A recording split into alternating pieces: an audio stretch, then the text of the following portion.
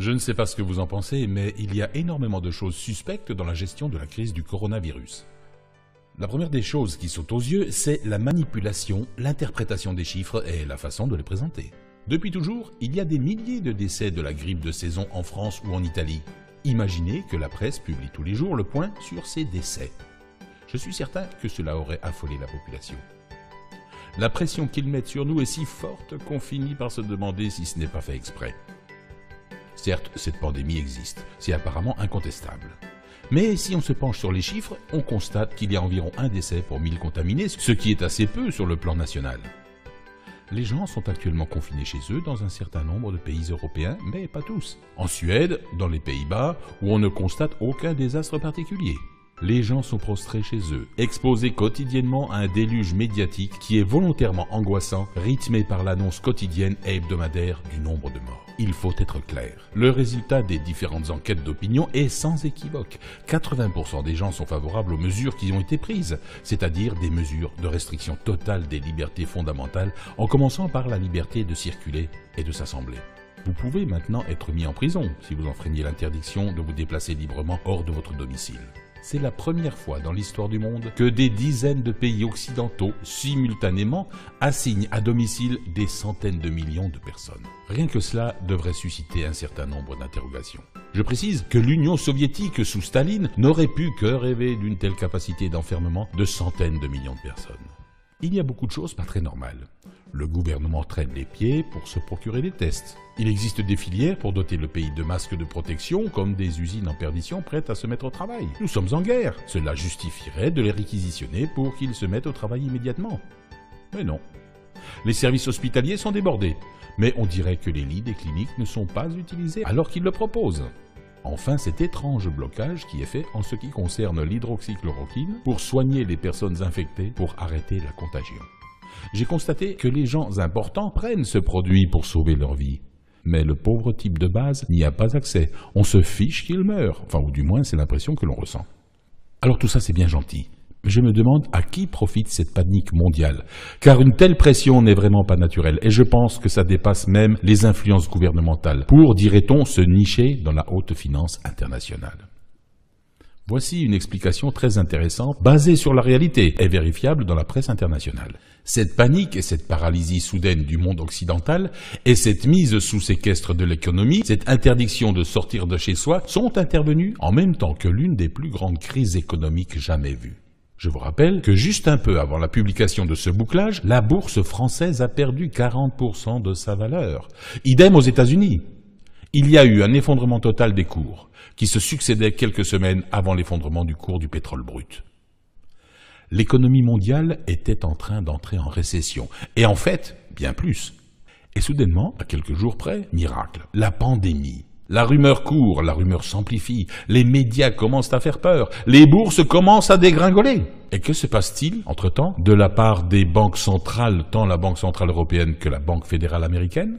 Ils allaient acheter des entreprises et les nationaliser. En fait, elles ne sont pas tout à fait nationalisées puisque la Fed est une entreprise privée qui officiellement agit pour le compte de l'État américain. C'est en fait un ensemble de banques privées.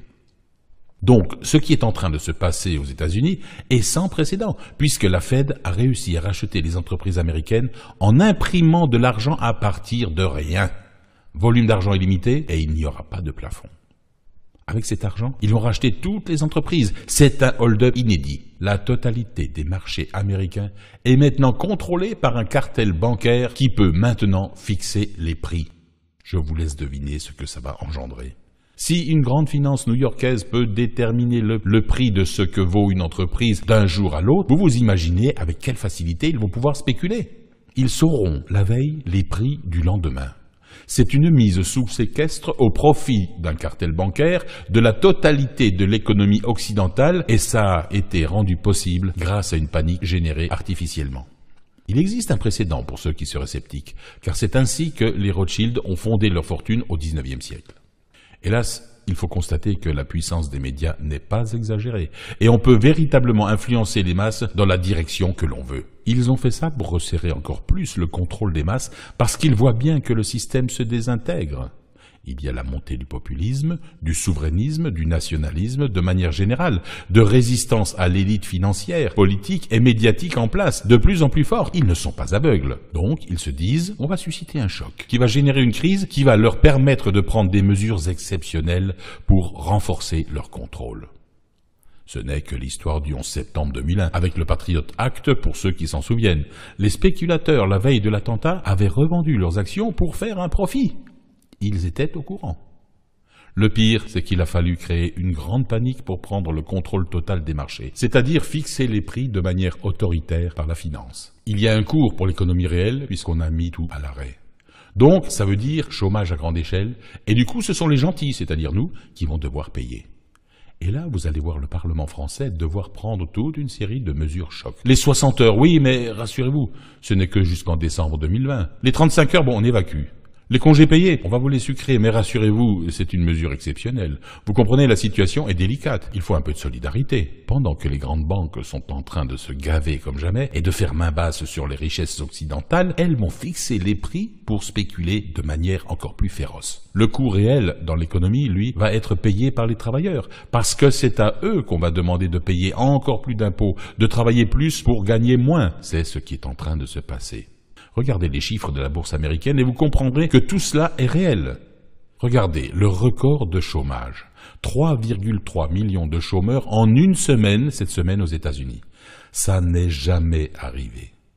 Le record historique aux USA était en 1982. Le nombre que je viens de vous annoncer est 5 fois supérieur au record historique américain. Ça n'est jamais arrivé. Avec un taux de chômage aussi énorme, la bourse devrait s'effondrer. Et ce n'est que pure logique. La bourse n'a aucune raison de monter. Or, qu'est-ce qu'on voit? En 3 jours, la bourse new-yorkaise, le Dow Jones, a augmenté de 20%. Donc, visiblement, les spéculateurs y trouvent leur compte. Donc, l'économie réelle est en train de s'effondrer et la finance est en train de s'enrichir, comme jamais. Et entre-temps, ils ont tout racheté. Quoi de mieux qu'une bonne pandémie pour terroriser tout le monde pendant qu'on les détrousse? Le pire dans tout ça, c'est que très vite, les annonces apocalyptiques vont commencer à se dégonfler au fil des semaines et surtout des mois. Les gens vont bien être obligés de se rendre compte que les millions de morts ne sont pas au rendez-vous. On ne va quand même pas perdre cette opportunité virale qui fonctionne tellement mieux que la menace du réchauffement climatique. Alors, on va vous dire, oui, mais attention, il y a une seconde vague qui va arriver. Elle sera peut-être beaucoup plus violente. Le virus va muter, il va revenir tous les ans. On ne peut quand même pas abandonner toutes les mesures d'urgence pour la santé de la population. Comprenez bien, ce sont des mesures exceptionnelles. On les lèvera, mais pour le moment, on va les garder comme ça. On va vous dire d'aller travailler, mais pas trop de vous rencontrer. Puis d'autres législations vont suivre.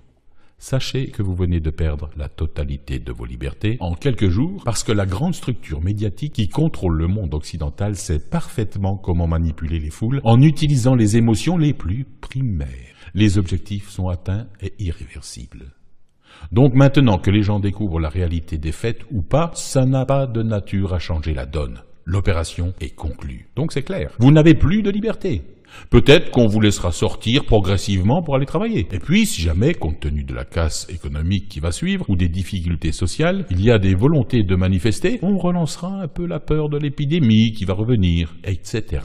Vous ne pourrez plus manifester. Adieu les gilets jaunes. Les prévisions étaient fausses. L'opération est réussie. La sidération est là. Et même si vous dites à votre voisin qu'il s'est fait rouler, il ne vous croira pas, parce qu'il a vu dans la presse écrit que c'était vrai. Il voit les policiers dehors, cela lui suffit. Il prend ça pour argent comptant. Quand il réalisera l'ampleur de ce qui a été fait, des mois se seront écoulés, et même une majorité de la population restera persuadée d'avoir vécu la fin du monde. Et même si à la fin il y a 3000 morts, ils auront la même impression comme s'il y en avait 300 000. Ayez un œil critique sur cette situation. Continuez à collecter des informations. Ne vous laissez pas abuser. Oh, je n'affirme rien. Je ne cherche à convaincre personne. Je fais juste fonctionner mon intelligence, tout comme vous. Mes vidéos sont le fruit d'une enquête sur Internet pendant mon temps de confinement. Je ne donne même pas mon avis. Je vous laisse le soin de vous faire votre propre idée. Partagez cette vidéo si elle vous a apporté quelque chose. Et prenez soin de vous.